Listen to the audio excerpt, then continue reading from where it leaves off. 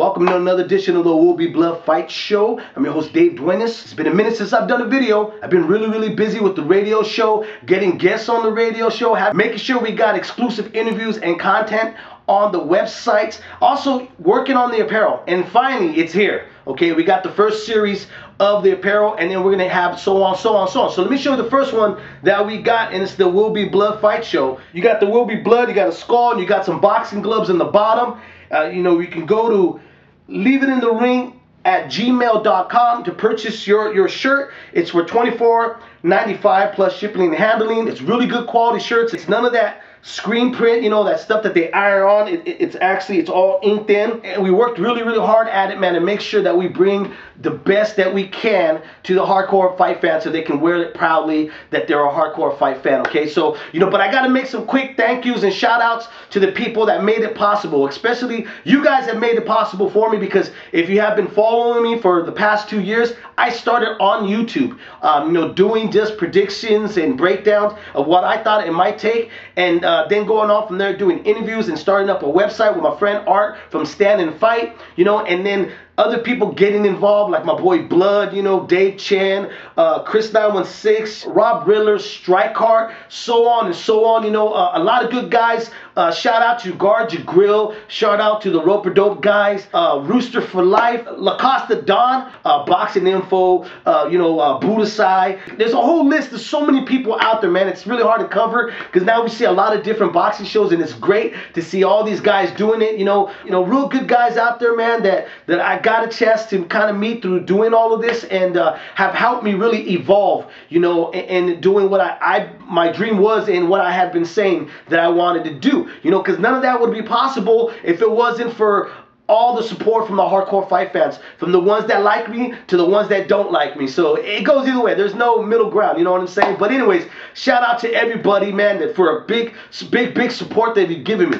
And like I said, you want to purchase the shirts, $24.95 shipping and handling. Anywhere in the world will ship it out. You can email, because right now the online store is not up yet, but it's going to be up pretty soon. But the email address is leaveitinthering@gmail.com. Okay, let's go into the fight on March 13th between Manny Pacquiao versus Joshua Clottey, okay? And this is the thing that I like. This is a really interesting fight, and I'm going to tell you why, okay? Because a lot of people have criticized Manny Pacquiao and Freddie Roach for the road that they've led themselves into this fight with Joshua Clottey, okay? A lot of people have said, oh, he fought a weight drain Oscar. Hatton was not that great. Miguel Cotto was shot. All these things. Now, you have to literally, honestly, take that out of the equation, and the reason why is because Joshua Clottey is a prime welterweight. Okay, there's no excuses. This is a guy, legitimately, you have to give Manny Pacquiao his credit if he wins this bout, okay? Being that, Joshua has been in some tough fights, but it has not taken nothing out of him. You can't say he's old. You can't say he's weight draining because there's no stipulations in the weight.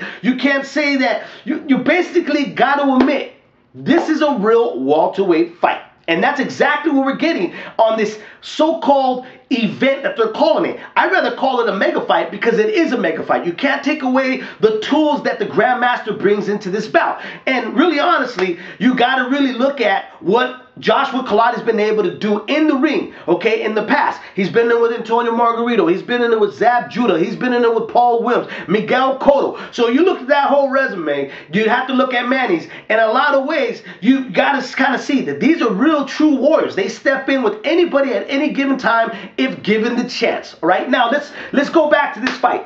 What do they got to do? Well, Manny Pacquiao, obviously, under the tutelage of Freddie Roach, has been getting better and better and better, okay? And what I really liked about what Freddie Roach has done with his career, he's directed it the right way. I've said this numerous times, Freddie Roach is a great matchmaker. Whether you like the way he directed it in the beginning, you gotta end up liking what it became in the end, okay? You can criticize what he's done to get to their point, but the point of the factor is this, in order to make sure your fighter gets to a certain pinnacle of his career, you got to direct it the right way. And I like the way he directed it. He knew the strengths of them, and he knew the weaknesses, okay? He knew that 147 really, in all honesty, is a little big, but we're going to test it out. And how we're going to test it out was Oscar De La Hoya. Now we're staying at 147. There is no more testing the waters. Now we're actually playing, well, a real shark in this big ocean of 147 pounders, okay? So what does Manny bring? Speed is the obvious, okay?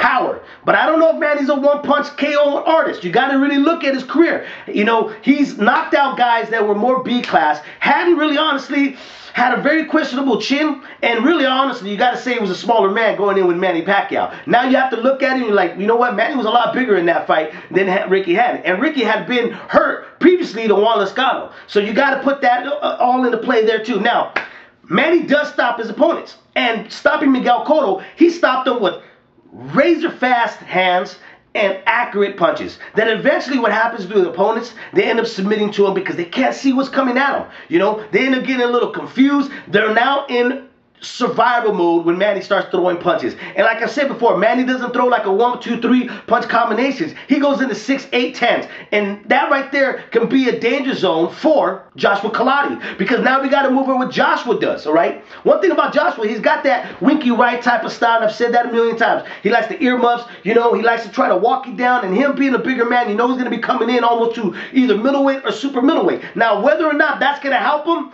it may pattern himself up, so the punches are not that damaging. But what is not going to pattern up is the speed of Manny Pacquiao. It's not going to slow Manny down. Okay, Manny having that in and out type of movement, you know, and really being able to really punch off of weird angles. He's got the real awkward angles. You know, it's really difficult to mimic Manny or to really time what Manny does. What we haven't seen Manny do, really honestly, is be backed up and pressured. Perfect example is this past Saturday, you had Vic Darchinyan getting in there with a kid named Guerrero from out of Mexico City, and Vic would always rely on his punching power.